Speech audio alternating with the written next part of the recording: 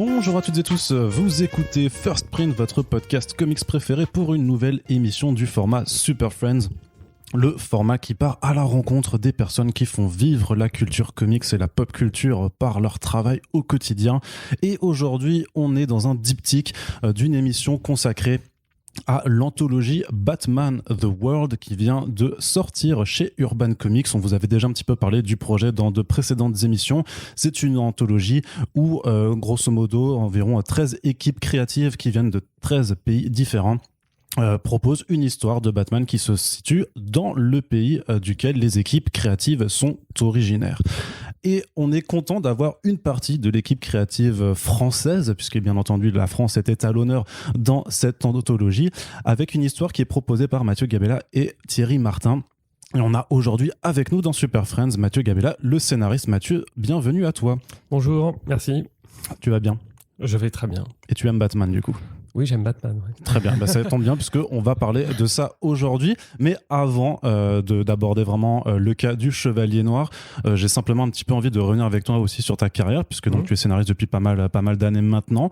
Et c'est la première fois que tu viens dans First Print. Du coup, t'inquiète pas, il n'y a pas de bizutage ou de gage à faire et tout ça. Mais pour celles et ceux qui ne te connaissent pas encore, j'ai envie de dire, est-ce que tu pourrais un petit peu te présenter à nous, Mathieu ? Donc je m'appelle Mathieu Gabella, je suis né à Rouen. J'ai 45 ans, j'ai passé 20 ans en Normandie et qu'est-ce que je pourrais dire d'autre ? J'ai fait des études d'ingénieur, c'est pour ça me fait penser à ça, le bizutage. Et je sais pas si c'est à cause de ça, mais juste à la fin de mes études, quand j'avais le diplôme, j'ai bifurqué vers la bande dessinée, voilà. Et j'ai démarré en Normandie aux éditions Petit à Petit. Et après, petit à petit, je suis allé chez Delcourt. Et puis après, avec La Licorne notamment, qui est mon histoire la plus connue, j'ai pu commencer à accélérer et à faire des projets un peu partout. Donc voilà, j'en fais beaucoup chez Glénat maintenant. J'en ai aussi fait chez Dargaud. Là, c'est mon premier chez Urban, chez Bambou. Voilà. Et ça fait bientôt une vingtaine d'années en fait que je fais ça.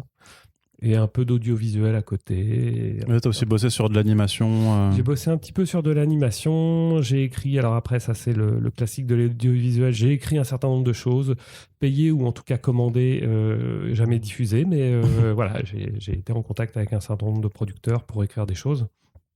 Voilà, un petit peu de série d'anime, un long métrage d'anime. En ce moment-là, depuis quelques temps, je travaille sur une adaptation de projet. Je ne sais pas si ça se fera, si ça se concrétisera, mais au moins c'est cool, quoi. Voilà. Qu'est-ce qui t'a fait bifurquer vers la bande dessinée ? Le contrôle créatif et la... Alors non, c'est prétentieux de dire ça. En fait, déjà, ce qui m'a fait bifurquer vers la bande dessinée, c'est qu'on m'a proposé d'en faire. Ça, c'est la première chose. Et pardon, je démonte tout. Si je remonte encore, on va dire que c'est le jeu de rôle. Puisque d'abord, je fais du jeu de rôle quand je suis au lycée. J'y rencontre quelqu'un, Nicolas Doré, alias Poulos, qui va devenir dessinateur de bande dessinée. On est amis. C'est lui qui me propose, quand je suis en train de faire mes études et que je suis en train d'être un peu désabusé. Moi, je suis allé faire des études d'ingénieur pour construire des vaisseaux spatiaux et des gros robots géants. Et en fait, on m'a expliqué que ça allait pas être ça. Et c'était un petit peu décevant, en fait. Mais en plus, il y a une part de réalité là-dedans, en fait. Voilà, c'était... Bref. Il n'y avait pas trop de créativité dans le métier d'ingénieur. En tout cas, je ne l'ai pas vu. Et pendant ce temps-là, lui m'a montré qu'il était en train de devenir dessinateur. Et je me suis dit, d'accord, on peut en vivre. Et à ce moment-là, j'aimais la bande dessinée, mais j'ai découvert une autre passion qui était le cinéma. Et je me suis dit, mais en fait, je veux écrire des histoires et je veux en vivre. Voilà. Et après, quel que soit le médium, là, on m'a ouvert une porte vers la bande dessinée avec Nicolas qui m'a dit, écris-moi un truc et on va le faire chez cet éditeur petit à petit avec qui je suis en contact. Et petit à petit, il m'a dit, elle est bien ton histoire, mais avant de la faire, tu vas d'abord faire un peu tes armes sur des petites histoires, des chansons, des poèmes en BD, etc. Ça m'a effectivement, je me suis exercé au découpage et tout ça. Et puis après, j'ai fait La Chute avec lui, qui est ma première bande dessinée, qui est ma première bande dessinée incompréhensible, il faut être tout à fait honnête, sans suite d'ailleurs, mais au moins, voilà, j'ai pu faire expérimenter le grand format, les 46 pages. J'ai fait un autre truc qui était plus réussi, un one-shot qui s'appelait Les Mesures du Temps, qui était une histoire en un seul volume. Et puis après, on a proposé un autre projet qui a été refusé, qui était des super-héros contemporains, qui s'appelait Idole, avec un copain de Nicolas qui s'appelait Mathieu Ménage, connu sous le nom de MM dans la bande dessinée. Et ce projet, en fait, a été accepté par Delcourt. Parce qu'il y a 3 tomes qui sont sortis ensuite. Tout à fait. Voilà. Et ce projet, c'est là que j'ai commencé chez Delcourt. Et après Delcourt, après Idole, je signe La Licorne chez eux. Et ensuite, ça s'enchaîne. J'ai pu participer à des collections comme 7, avec David Chauvel, La Grande Évasion. Voilà. Et j'ai toujours caressé en parallèle le secret espoir de pouvoir faire du super-héros un jour, quoi. Et voilà, j'ai rencontré François Hercouet chez Delcourt quand il était l'assistant de Thierry Mornay, qui est le responsable comics de Delcourt. Mm-hmm. Un jour, François est parti chez Urban, qui venait de se créer pour éditer DC Comics. Et puis on a gardé le contact. Voilà. Et il y a 1 an, un peu. Non. Non, alors, il y a quelques années, on a parlé de faire d'autres choses, peut-être un peu plus lourdes. Et puis, ça s'est pas fait pour des raisons d'agenda, de dessinateurs notamment et tout, mais on continuait de discuter. Et puis, en fin d'année dernière, je crois, il m'a dit, là, par contre, il y a quelque chose à faire. Qui est en train de se faire. Ouais. Voilà. Et j'ai... tout de suite, je me suis dit... alors là, peut-être que je pars en avance sur tes questions. Tout à fait. Tu es complètement en train d'exploser mon fil. Tu exploses mon fil conducteur. Alors attends, mais t'es pas le premier à le faire non plus. Ton fil conducteur, du coup, dans le fil conducteur, je voulais juste passer par la case Idole, justement, puisque c'est effectivement un récit où tu explorais le registre super-héroïque pour aborder en fait ton rapport aux super-héros. En fait, c'est-à-dire que tu lisais des super-héros quand t'étais plus jeune, enfin, t'en lis toujours ou pas. Quel est un petit peu ton rapport à cette partie de la bande dessinée américaine? Oui, les super-héros, c'est j'ai lu comme tout le monde, je pense, tous les gens de ma génération. Moi, je suis né dans les années 70. J'ai dû lire Tintin et les Schtroumpfs. Et puis, dès que j'ai pu, après, j'ai lu du Strange, en fait. Et j'étais effectivement beaucoup plus héros Marvel que DC. Je lisais assez peu de DC, je trouvais que, je sais pas, je lisais Strange. Mais après, à l'époque, t'avais du DC chez Reddit, mais c'était moins développé que l'offre qui existait pour Marvel. C'est vrai qu'on se tournait de manière assez naturelle vers Strange, et puis Nova aussi, où il y avait les 4 Fantastiques, et puis il y avait le groupe de Mitton. Je suis Photonique. Un français, voilà. Il y avait Photonique, il y avait Micros et j'ai oublié le nom de son groupe, mais voilà. Et je préférais Strange, c'est vrai que je préférais les Spider-Man, Iron Man, les Avengers, les Vengeurs de la côte ouest, pardon. Ça aussi, c'était comme ça que ça s'appelait. Voilà, Hawkeye avec son costume improbable. Et ça a été mon premier contact avec les super-héros. J'ai aimé ça. Et puis au bout d'un moment, je m'en suis un peu désintéressé. Je suis revenu à la BD au lycée, mais c'était plutôt bande dessinée franco-belge. C'était par le biais de Le Droit notamment, avec les Chroniques de la Lune Noire. Et puis quand il a arrêté, il a fait un truc avec Thomas Maudy qui m'a marqué, qui s'appelait le Xoko, qui était magnifique. Il y avait une ambiance et tout. Voilà, j'ai vu la bande dessinée, le nouvel essor de la bande dessinée franco-belge dans les années 90. Légende des contrées oubliées, donc plutôt de la fantasy, etc. Et je suis revenu aux comics par le biais de Watchmen. Je voyais traîner cette bande dessinée, je voyais The Dark Knight aussi au même moment, etc. C'est vrai que toi, tu as vécu la parution de ces bouquins en temps réel. Je crois que c'était aux éditions Comics USA. Comics USA, voilà. Il y avait, Et c'était du grand format. Je voyais ça de loin, je me disais, c'est un peu bizarre. Et puis quand j'ai lu, je sais plus si j'ai lu les Watchmen en premier ou le Dark Knight, mais je me suis dit, ouais, d'accord, on peut faire ça avec du super-héros. Et oui, ça a été une gifle parce que je me suis dit, d'accord, c'est les mecs en costume qui m'éclataient quand j'étais petit, mais qui finalement se contentaient de casser des gueules. Finalement, c'était un peu ça. Là, on fait autre chose avec eux. Déjà, on travaille sur le format de la bande dessinée, le style de dessin, les plans, les effets de style. Il y avait vraiment une exploration de la forme BD qui était quand même impressionnante, même pour quelqu'un. À l'époque, je me destinais pas à faire de la bande dessinée, mais même encore maintenant, ça m'a marqué parce qu'il y avait un côté BD expérimental et pourtant c'était accessible, avec un univers grand public, les super-héros. Et après, il y a le fond. Il y a le discours politique avec lequel on peut être en désaccord d'ailleurs. Je reste sur la ligne Watchmen. un peu moins sur la ligne Dark Knight. Mais dans le Dark Knight, il n'y avait pas ce qu'on voit dans Holy Saint. Je ne sais plus comment on appelle ça. Comment s'appelle sa dernière bande dessinée où il a un pseudo Batman et une Oh, c'est pas sa dernière BD pour le coup, non, c'était Terreur Sainte, Holy Terror, mais Sainte, c'était. Voilà. Mais en fait, il y avait déjà. Alors, je vais peut-être me faire engueuler, c'est pas bien de le dire, mais il y avait quand même un côté dark anarchiste, vraiment très anti-gouvernement, très anti-étatique et tout, mais que je pouvais comprendre à l'époque quand je lisais, que je comprends encore maintenant. Bon, ça laissait deviner comment ça pouvait dévier un peu derrière, mais c'était intéressant. C'était quand même intéressant. Une chose m'avait beaucoup marqué dans son Dark Knight à Frank Miller, c'était cette scène dans le métro avec la mère de famille. Il y a une manière un peu malsaine, mais très puissante. C'est quand même intéressant pour un auteur de fédérer, de faire émerger de la colère chez le lecteur. J'avais jamais vu ça. C'est-à-dire qu'il raconte la vie de cette mère de famille et elle se fait agresser derrière. Et en fait, tu tournes la page, tu as lu une page de bande dessinée et pourtant, bah, t'as le sang qui bouillonne, tu as un peu la bave aux lèvres. Et mine de rien, il faut quand même le faire, ça. Donc cette bande dessinée m'a marqué, pas que pour ça, mais cette scène-là, je sais qu'elle m'a marqué. Après, il y a toute l'iconographie, Batman en silhouette, le fait que le vieux qui se réveille et puis qui sent une nouvelle jeunesse, etc. Il y avait plein de choses, ça charriait plein de trucs.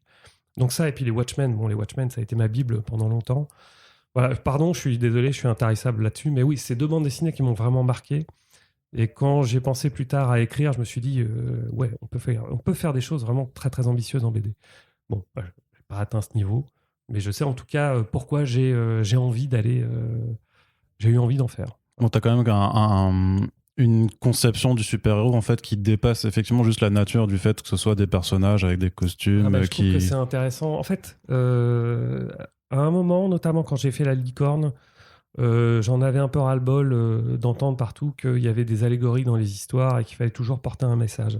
Et moi, ce que je voulais faire, c'était de la distraction de qualité, c'est-à-dire essayer de trouver des univers originaux, des histoires surprenantes. J'étais content avec la licorne, j'avais amené un univers qu'on n'avait pas vraiment vu et tout, en plus mis en image par Anthony Jean, donc j'étais super content. Mais je me suis aperçu que mon groupe de héros était totalement impavide, inintéressant, et qu'on retenait surtout le personnage du méchant, parce que lui, je lui donnais un point de vue sur le monde, et qu'il était porteur d'un message. Et je me suis rendu compte qu'en fait, quand tu racontes une histoire, si tu veux vraiment émouvoir les gens, tu dois t'identifier au personnage. Si tu veux t'identifier au personnage, il y a des outils pour ça, mais il faut qu'ils soient porteurs d'une vision. Et c'est des visions qui vont se mettre sur la tronche, mais ils ont bien des visions et finalement, ils incarnent une vision d'auteur que tu déclines selon que ce soit le bon ou le méchant, mais ils ont tous leur justification et ces visions s'entrechoquent et ces justifications s'entrechoquent. Donc tu es obligé en fait d'amener finalement une allégorie, un message, tu es obligé de travailler là-dessus.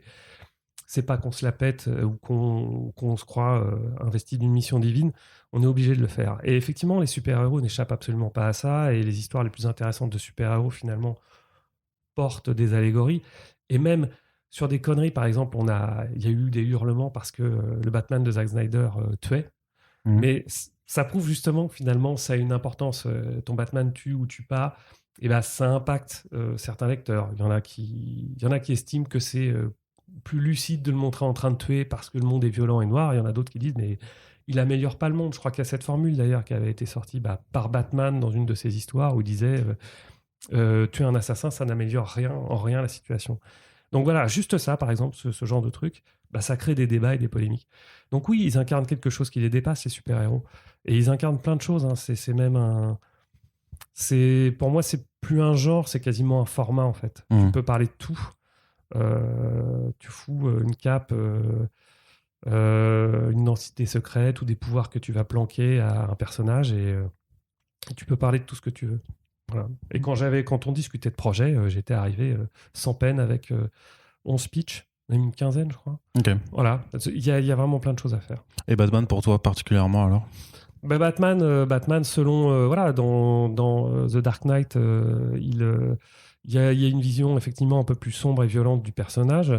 Il y a d'autres visions du personnage, notamment dans celle de Nolan, même si je trouve qu'il y a quelques facilités, mais lui il veut porter un personnage qui dit non, je ne tue pas, point barre. Donc, il tue pas, mais il laisse mourir.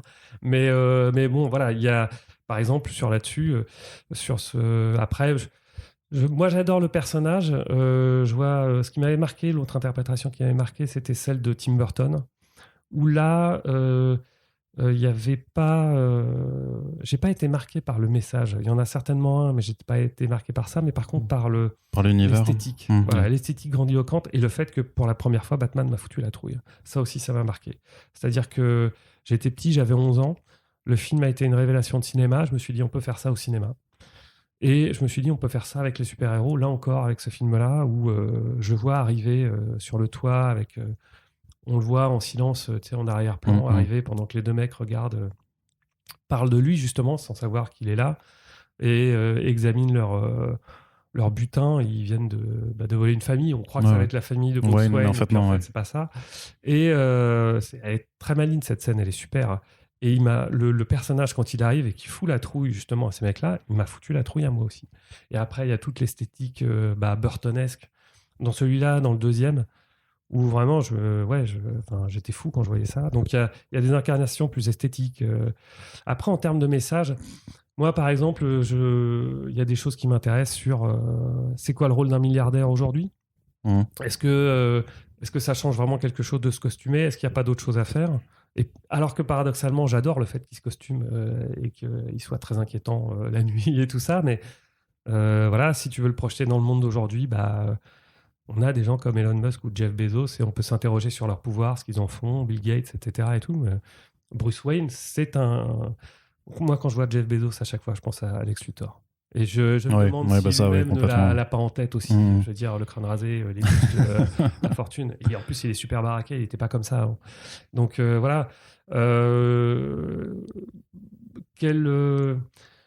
J'avais proposé un pitch où il incarnait une autre. Il avait une autre identité, il devenait enseignant. Parce qu'il disait, finalement, c'est peut-être ça, c'est peut-être là où je peux être le plus utile. Mais bon, voilà, tu as quand même envie de faire apparaître Batman. Il y a tout l'aspect technologique aussi. Quelle est l'infrastructure derrière? Il y a même l'aspect humain. Je sais qu'il parle beaucoup de l'épuisement de Batman dans Nightfall. C'est Nightfall, c'est ça ou pas? Ouais, Nightfall, c'est ça. Il se fait péter le dos par Bane, etc. Bane le pousse à s'épuiser contre d'autres vilains avant de le casser. Ouais. Et en fait, moi j'ai eu ce petit fantasme qui est totalement mort de me dire faut que je fasse de la muscu, faut que je fasse du Krav Maga, faut que je me forme à l'électronique, faut que je fasse ci, fasse ça, etc. Et en fait, à ton petit niveau, tu t'aperçois que c'est pas possible en fait. Batman, ça n'existe pas, mais du coup, c'est intéressant de te dire tiens, comment je joue ça? Le mec qui a vraiment envie d'incarner un idéal et qui va se tuer à la tâche en fait. Il le montrait un peu dans Nolan. Oui, aussi. Le mec qui dormait, mais ouais, il y a aussi il y a toutes ces possibilités là et plein d'autres. Alors du coup, maintenant, on peut revenir sur le fil que tu déroules avant. Est-ce que tu peux me raconter un peu comment ça s'est fait, ton intégration à ce projet-là, comment ça s'est fait alors? On avait été un peu en discussion peut-être sur d'autres choses. Je sais pas, initialement, c'était c'était prévu avec un autre dessinateur, ça on peut le dire. Et l'autre dessinateur m'avait dit moi j'aimerais bien qu'il y ait Catwoman dans l'histoire. Et là, pour le coup, il m'a forcé à aller dans une direction que j'imaginais pas du tout. C'est-à-dire qu'effectivement, je l'ai dit, moi, Batman, pour moi, c'est comment tu fous la trouille ou les questions que tu te poses sur comment tu luttes contre l'inégalité, contre, je sais pas, la reproduction des classes sociales, ce genre de choses, la redistribution des ressources et tout. C'est Bruce Wayne. Et en fait, en imposant Catwoman, ça a vraiment changé la donne. C'est-à-dire que tu as le cahier des charges, tu as Paris, tu as Catwoman. Et déjà, Paris, c'est... Paris, non, c'est la France. Mais déjà, tu te dis, bon, ça risque de se passer à Paris, c'est un environnement urbain. Il y a tout un tas... L'iconographie française, elle est parisienne, même si ça peut énerver. Tous les gens de la région. Je vois mal le foutre à Rocamadour. C'est très beau, ou au gouffre de Padirac, ça aurait pu être magnifique, mais je sais pas, je pense au Périgord, tu vois, ce genre de choses, les calanques, bon. Mais là, j'ai besoin d'un environnement urbain, mais plutôt français. Bon, moi, je pense automatiquement à Paris, effectivement. Puis après, il faut aussi peut-être penser que c'est aussi destiné à un public mondial, international, et que dans l'imagerie, la France... tous les jours nous le prouve, puisque il y a des séries Netflix qui passent à Paris, qui cartonnent parce qu'elles se passent à Paris.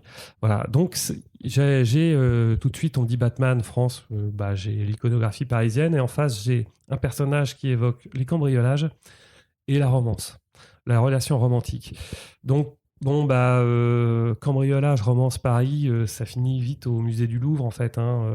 Voilà. Donc je me suis retrouvé avec cette idée du musée du Louvre, et là je vais pas spoiler l'histoire, mais le Louvre m'a donné une autre idée parce que j'avais vu les films. Et voilà, je me suis dit tiens, voilà l'idée. J'ai eu assez vite quand même, en une journée, l'idée de l'histoire. J'ai proposé à François qui a dit c'est ok, le dessinateur était ok, et puis il y a eu un problème d'agenda, et le dessinateur pouvait pas la faire. Et j'ai dit à François, l'histoire elle est toujours dispo en tout cas, voilà. Et François est revenu effectivement en disant j'ai un dessinateur, on a l'histoire, allons-y. Donc j'ai rencontré comme ça Thierry Martin. Et effectivement, au début c'était un peu déstabilisant parce que j'avais un peu vu ses dessins, notamment son western muet, et je trouve ça très beau, mais j'avais pas imaginé ce dessin-là sur ce type d'histoire. Et en fait, ça marchait. Bon, et après, la collaboration, elle a été classique avec le facteur DC en plus. Je te laisse peut-être reprendre le fil de. En fait, je voulais juste dire, parce que tu avais quand même dit avant que tu avais proposé jusqu'à 15 pitchs différents. Ouais. Est-ce que tu peux un peu me dire certains des pitchs que tu avais pu proposer du coup? Je suis désolé, mais là, pour le coup, non, je peux pas. Mais effectivement, on a discuté d'un certain nombre de choses. Voilà. Non, je suis désolé, je peux vraiment pas en parler. Normalement, j'aurais peut-être même pas dû dire que j'avais proposé des pitchs et qu'on avait discuté, mais ouais, il y a. Oui, c'est un univers dans lequel il y a plein de choses à faire. En plus, ils ont quand même ils font de la bande dessinée. Ça fait très longtemps qu'ils existent, donc ils savent que on peut plus faire, on ne peut plus proposer d'histoires qui doivent être totalement compatibles avec l'existant. À chaque fois, on repart un peu de zéro, quoi. C'est ce qu'ils font eux-mêmes. Ils rebootent régulièrement, que ce soit les films, les séries et tout. Le multivers. Les comics. Voilà. Donc ça, c'est très bien, c'est très pratique. C'est-à-dire que, évidemment, tu as quand même quelques limites, mais tu prends leur jouet et puis tu fais ton truc avec eux. Donc ça, c'est super. Et effectivement, je suis désolé, je peux pas dire les pitchs, mais ouais, il n'y a pas de difficulté à en trouver plein. Voilà. Pardon. Non, mais t'inquiète pas. Et non, par contre, sur cette histoire-là, elle est venue assez facilement. Voilà. Dis-moi si tu as d'autres questions. Ouais, non, c'était pour un peu le setting, parce que tu disais que voilà, immédiatement pour toi, le facteur Louvre était venu, c'est-à-dire que en fait, tu avais réussi à concilier assez rapidement donc tes volontés narratives, mais aussi donc le côté un petit peu cahier des charges, parce qu'on n'est pas sur de la création en tant que telle. En fait, tu utilises des personnages d'un éditeur qui détient les droits. Je fais beaucoup ça. Alors parfois c'est compliqué, mais moi je pars toujours surtout d'une envie d'univers, très souvent. Et là, l'univers a été posé. Et effectivement, tout est venu de l'univers, c'est-à-dire j'ai Batman, ça se passe en France, j'ai Catwoman, et je suis habitué à jouer comme ça, en fait. Je pense que d'autres scénaristes vont partir d'autres éléments, peut-être des idées de personnages qu'ils ont, un pitch, des choses comme ça m'arrive aussi. Mais très souvent, je pars d'une envie de genre. Là, je fais un western fantastique. On est parti vraiment de l'idée de faire un western. Et après, je me suis dit, c'est quoi un western? Et je décompose en éléments. Et je fais vraiment ce qu'on appelle une mind map, une carte mentale de tous les éléments. Et puis, voilà. Et puis, bon, je peux le dire, à un moment, je vois le train. Je me dis, tiens, il y a des trucs à faire autour du train. Il n'y a pas beaucoup de western qui parlent du train, vraiment, etc. et tout. Mais je voulais faire du fantastique. Et je suis allé dans une fête foraine et j'ai vu le train fantôme.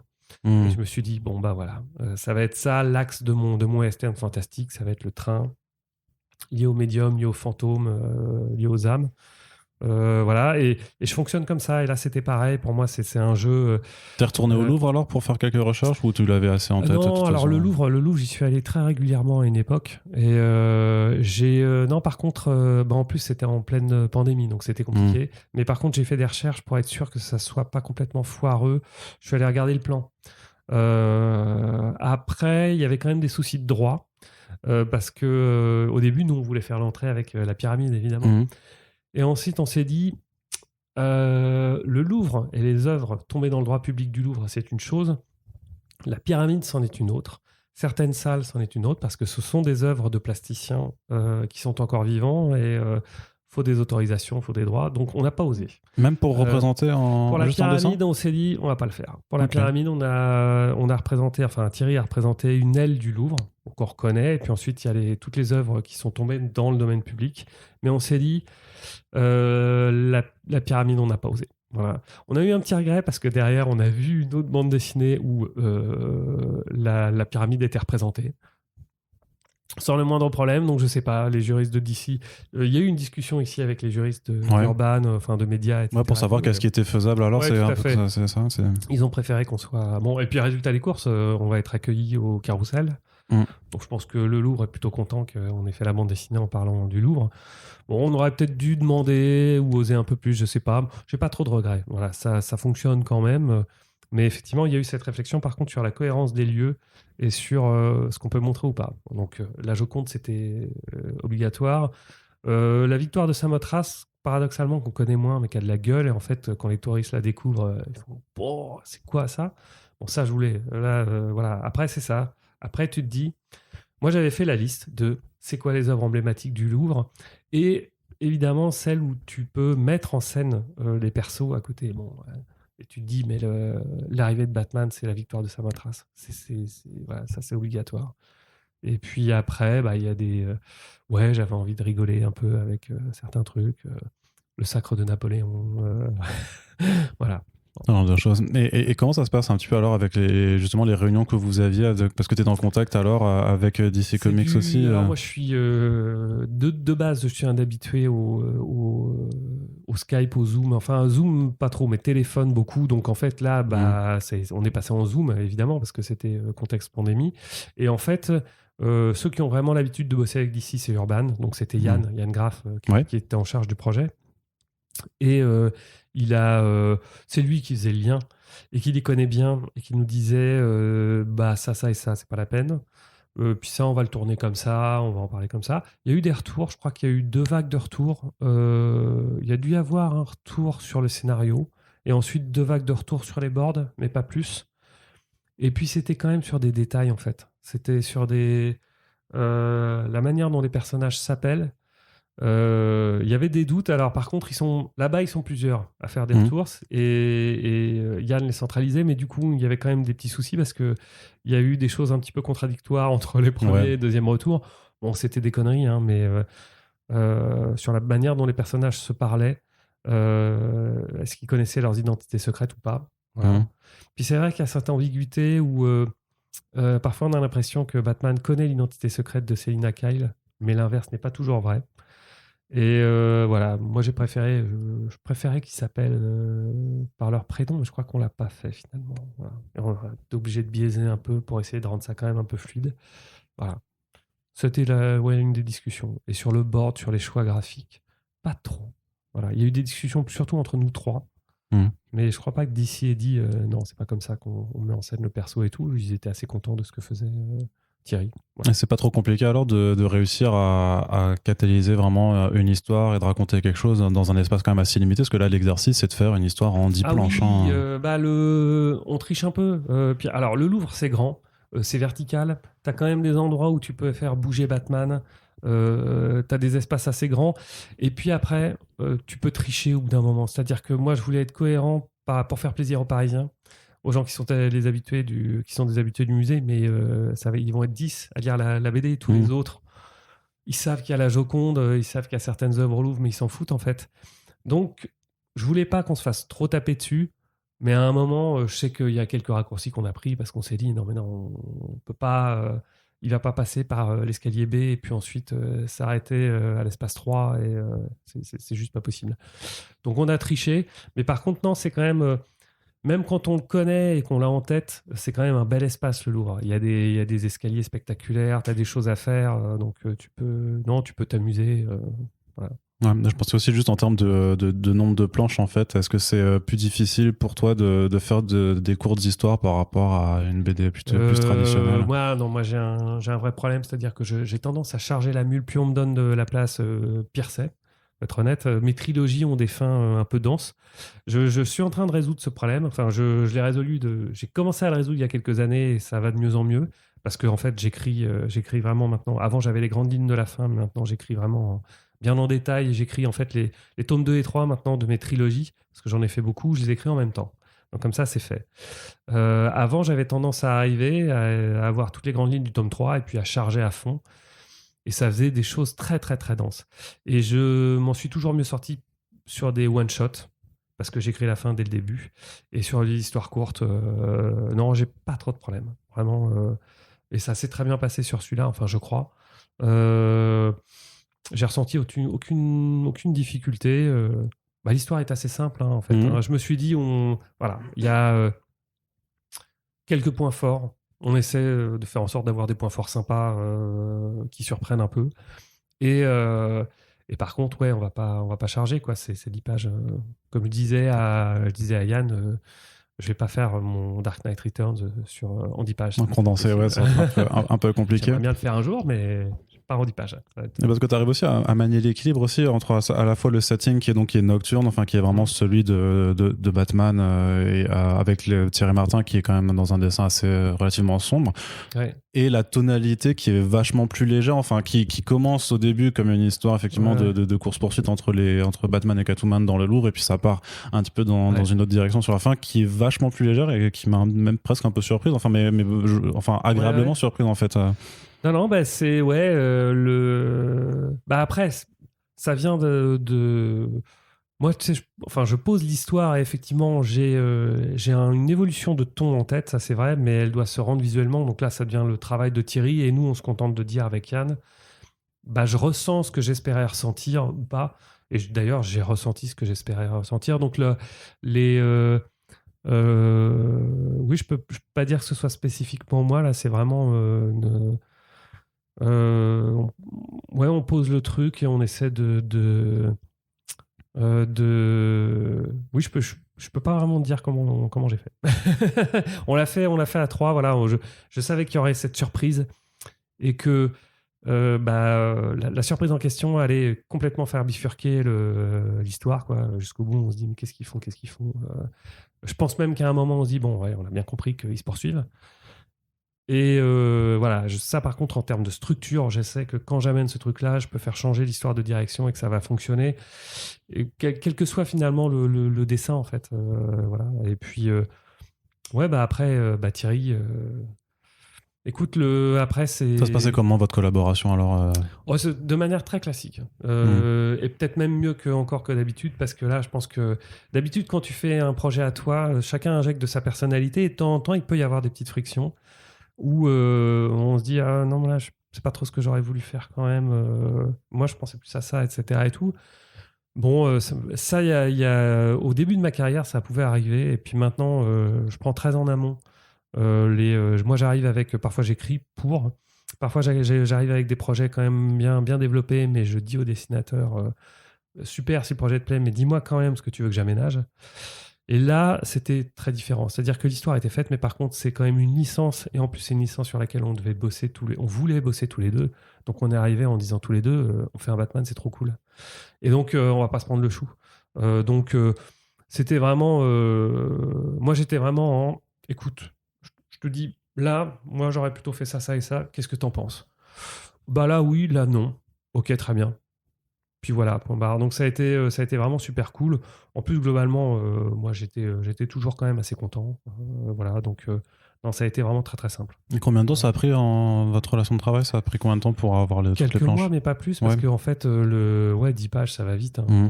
Voilà. Puis Thierry, je pense c'est quelqu'un d'assez rapide. Alors, rapide, je sais ce que ça veut dire avec un dessinateur rapide. Ça veut dire que le mec, il fait des journées de 10 à 15 heures. Ouais, ça, il faut être tout à fait honnête. Mais à mon avis, il a une très grosse capacité de travail. Donc, c'est pour ça aussi que c'est allé assez vite. Voilà, quoi. Donc, non, quelques mois. Voilà, quelques mois. Et puis, des allers-retours qui allaient assez vite avec DC. Ce qui est plutôt pas mal. Vraiment, on sent ce sont des gens qui ont l'habitude. Ouais. Voilà. Je vais quand même poser une question spoiler, mais du coup j'avertis celles et ceux qui nous écoutent qu'on va quand même spoiler. Voilà, donc là vous avez quand même une 35 minutes avec Mathieu où on parle de l'histoire, mais sans rentrer dans un détail particulier. Donc on vous invite à aller lire l'anthologie Batman The World, ou du moins au moins l'histoire de Mathieu et Thierry. Et maintenant, je spoil, et donc laissez tomber ce podcast si vous n'avez pas encore lu l'histoire. La présence du coup de Wonder Woman, c'était quelque chose que tu voulais amener rapidement. Il n'y a pas eu de souci pour pouvoir utiliser ce personnage aussi. Non. Alors ils nous ont pas dit, faut pas faire ça. Par contre, effectivement, ils nous ont dit, c'est la patronne du musée, mais ou c'est juste une employée, ou c'est et elle est là tout le temps et tout.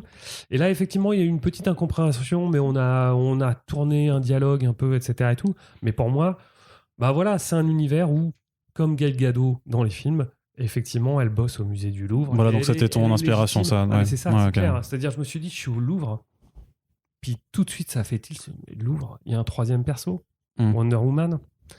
Et ça avait été utilisé un petit peu dans le film. J'avais trouvé ça malin d'ailleurs, parce qu'elle est légitime pour bosser dans des musées, Wonder Woman. Et je me dis, bah, tiens, et s'il y avait Wonder Woman?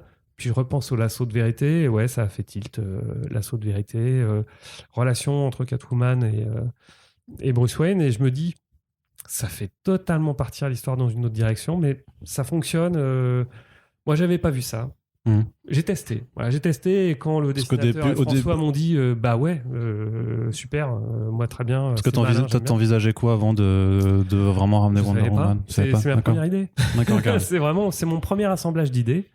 Et François me fait, bah ouais, ça marche, c'est malin. Donc vas-y, fais ça.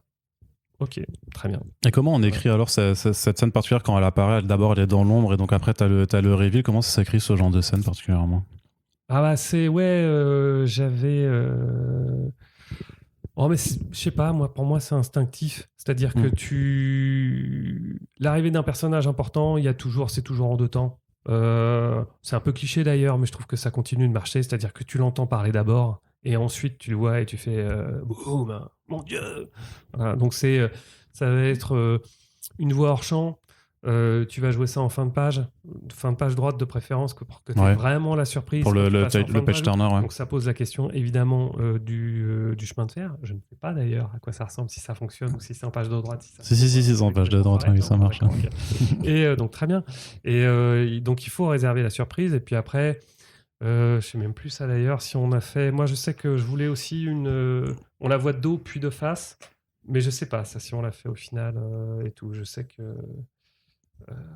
c'est ça, oui, on la voit de dos puis de face. Et par contre, ce qui était important, c'est qu'effectivement, elle apparaisse pas. Bon, voilà, on la voit déjà un peu là et tout. Bon, bref. Écoute, ça fonctionne. Bon, moi je suis content. D'accord. En termes de script, c'était quelque chose d'assez détaillé ce que tu fais, ou tu laisses plus de liberté au dessinateur sur les angles, sur la façon... Il y a eu tout. Je suis passé par toutes les étapes, mais pas sur Batman. Hein. Sur Batman, j'ai fait vraiment un découpage. Aujourd'hui, ce que je fais en termes de découpage, c'est que j'ai en tête j'ai l'histoire. Je vais voir quelle place elle prend page par page, déjà en prédécoupant les cases. C'est-à-dire qu'en gros, j'ai une espèce de phrase un peu gloubi-boulga, mais qui me dit mot par mot, dans la case 1, il y aura ça, dans la case 2, il y aura ça, etc. Et tout. Et puis, j'ai ligne à ligne ce qui se passe dans chaque page, et je vois si ça va tenir sur 46, 54 et tout. Et après, je commence à détailler. Et en fait, je ne mets dans une case que l'action, effectivement, l'émotion qui doit s'en dégager sur une scène ou sur une case ou une page particulière, et ce qu'ils se disent. Par contre, si je dois détailler quelque chose, c'est que vraiment c'est une scène particulière que j'ai vraiment en tête de manière précise. Et sinon, je détaille pas trop. La seule précision que j'ajoute, c'est ce plan-là ou ces 2 ou 3 plans-là. En général, il y a 1 ou 2 par page. C'est le plus important. Donc, c'est les plus gros. Que ce soit des zooms ou des plans d'ensemble, c'est les plus gros. Et la page, elle est construite autour de ça. Avant, je détaillais plus. Avant, je mettais une proposition. Même si c'était qu'une proposition, je disais, sur ce strip-là, il y a ça, ça et ça. Sur ce strip-là, il y a... Et puis là, il y a un gros carré. Et puis là, et tout. Ça, je le fais plus. On discute au board. Le board est là pour ça. Et en général, je lis le board sans relire mon scénario. Et s'il y a un souci, si je me dis tiens, c'est marrant, j'ai pas ça en tête, je retourne au scénario, mais j'ai une mémoire de poisson rouge, ce qui est un inconvénient quand tu écris des suites à ton histoire, etc. Et tout, parce qu'il faut se replonger, il faut des heures pour se replonger dans ton truc et tout. Par contre, ce qui est vachement bien, c'est d'avoir du recul quand tu relis ce que tu as fait. Et j'arrive à faire ça. Je suis content parce que je découvre comme un lecteur lambda ce qu'on a fait ensemble. S'il s'est passé un mois et que le board arrive, bah, tu fais OK, et tu vois tout de suite ce qui fonctionne ou pas. Voilà, ça c'est très pratique. Alors c'est vrai que t'avais pas non plus beaucoup d'espace parce que c'est une histoire, on l'a dit, en 10 planches, mais c'est vrai que dans ton découpage ça reste du coup, enfin pas classique, mais tu utilises quand même l'espace pour mettre pas mal de cases. Tu t'avais pas dit j'ai envie de faire une splash page pour y aller vraiment à la ricaine? C'est moins que ce que je fais d'habitude. Je me suis déjà contraint en me disant c'est du comics, si je vais sur plus de 7 cases, là c'est mort. Déjà qu'en page franco-belge, les dessinateurs ont tendance à dire 8 cases max. Là, je me suis dit, non, là, c'est. Je sais que Lazarus m'avait beaucoup marqué pour ça, où le mec faisait 5 cases par page, pas plus. Et finalement, il y en a plein d'autres d'ailleurs, où les mecs sont à 4-5 cases max. J'ai quand même envie de manger. Moi, dans une histoire, et puis 10 pages, effectivement, il fallait quand même que ça avance, qu'il se passe des trucs. Donc, on est effectivement sur ce. On est sur un. Ouais, sur un biais. Sur L'Agent, par exemple, qui est le seul autre comics que j'ai fait chez Glénat. Là, je m'étais contraint à 5-6 cases max. Et c'est plus espacé, on est plus sur du comics.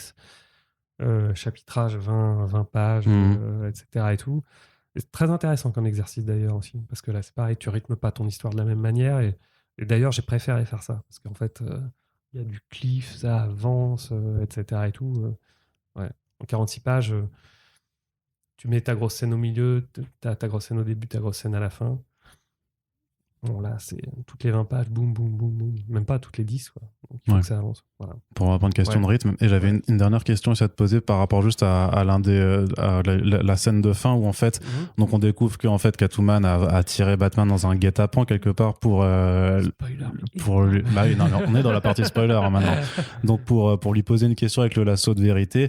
Et justement, il lui répond oui à en mourir. Donc, on sait très bien que c'est une question amoureuse. Mais j'aime vraiment beaucoup cette façon dont tu as de taire le dialogue pour que le lecteur quand même laisse deviner. Ouais, et puis oui, je sais pas, pareil, c'est un peu instinctif, c'est des usages, j'ai envie de dire, où je les imagine pas le dire. En plus, ça correspond pas. Oui, parce que c'est pas des gens comme ça. Et d'ailleurs, le fait qu'elle soit obligée d'utiliser le lasso pour lui faire avouer, c'est qu'il y a une retenue entre eux en fait. Alors elle, il y en a pas, mais lui, il y en a à mort. Après, c'est vrai qu'il y a quand même, je sais pas si tu l'as lu peut-être, mais il y a un auteur qui s'appelle Tom King qui a fait quand même un long run dont la romance était au centre de ces trucs, et il se disait quand même là, par contre, I love you Bat, I love you Cat très régulièrement. Donc là, c'est notre approche. J'ai vu celle où ils vieillissent ensemble. Aussi, à la vie à la mort. Très belle histoire, magnifique. Voilà. Je sais qu'il y a eu tout ce qui était polémique autour de la sexualité des deux personnages, aussi, etc. Et tout. Non, là, je sais pas, je suis dans une version où je m'étais dit, je garde ce côté un peu classique des personnages où lui, il a un bâtard dans le cul. Ça, d'ici, va pas accepter, va pas apprécier. Voilà. Au revoir d'ici. C'est terminé. C'est bien le temps que ça a duré. Hein. Mais non, je les imaginais pas autrement et je trouvais que la scène était plus jolie. C'est pareil, c'est instinctif, ça s'est venu comme ça tout de suite. Parce que Batman, c'est un gros renfermé pour toi, alors. Ah oui, carrément. Ah oui, ça fait partie du personnage. Ouais, alors effectivement, tu peux inventer des versions. Ça fait longtemps qu'il est comme ça. Il l'a pas toujours été. Dans la série avec Adam West, il est totalement exubérant. Oui. Mais on a le droit de se dire, allez, on va le changer. Là, il y avait une proposition, celle de Matt Reeves sur le film où il le rajeunit. Bon, il aurait pu en faire quelqu'un de plus innocent. Il aurait pu en faire une espèce de Spider-Man Batman, par exemple, qui parle tout le temps. Tu vois, ça peut être. Mais c'est vrai que ça fait. On l'aime comme ça, en fait. On l'aime quand même un peu premier degré et tout. Bon, là, il en a fait carrément un emo kid. Attends, t'as pas encore vu le film quand même. Il y a un plan, mais j'aime bien en plus. Mais il y a un plan de Robert Pattinson, justement, où je le vois, où pour la première fois en plus, on voit ce que tous les gens sur les plateaux ont vu et nous jamais, c'est l'acteur avec le noir sur les yeux. Donc ça, il le montre. Et il montre l'aspect bricolage du perso. Mais tu te dis, d'accord, là, on va vraiment loin dans le dark parce qu'il montre le jeune Bruce Wayne, on sent qu'il est au bord de la folie, de péter complètement le câble, en fait. Mais je me demande justement si c'est pas intéressant de... C'est toujours le duo, tu sais, Superman, YOLO, jeune, la vie elle est belle, vas-y, etc. et tout. Et lui, noir, un peu plus âgé que lui, sombre, un peu dépressif, un peu plus rusé, un peu plus stratège. Moi, je trouverais pas inintéressant à un moment d'inverser un peu la donne. Ouais. Bref. Ok. On peut s'attendre à te voir sur d'autres collaborations avec DC Comics un petit peu, ou c'est quelque chose que tu as envie de faire, qui peut discuter? C'est quelque chose que j'ai envie de faire, ça, je vais pas m'en cacher. Voilà. Après, je ne sais pas. Ça n'est pas du tout dépendant de moi. Rien que tu as envie de dire qu'il pourrait te valoir d'être poursuivi par des hommes en noir de chez DC Comics après, quoi. Non, mais voilà. Non, c'est pas à ce point-là, ils sont gentils. Mais non. Mais j'aimerais bien. Voilà. Très bien. Bah écoute Mathieu, je te remercie d'avoir passé ce moment avec nous. On vous rappelle donc que l'anthologie Batman The World est sortie et disponible chez Urban Comics. Alors, je crois que le jour où ce podcast sera mis en ligne, on ne sera pas encore le samedi 18, mais le samedi 18, c'est le Batman Day. Mathieu et Thierry Martin seront en dédicace à la Fnac de Bercy et aussi au Carrousel du Louvre, justement, pour boucler la boucle. Il y aura une grande fresque Batman qui sera aussi réalisée, donc n'hésitez pas à y faire un tour. En attendant, on espère que l'émission vous a plu. Comme toujours, n'hésitez pas à réagir sur le site internet et sur nos réseaux sociaux. Et on vous rappelle que pour faire vivre le podcast, le plus important, c'est de les partager plus que jamais, surtout quand on a l'honneur et la chance de recevoir des auteurs avec nous.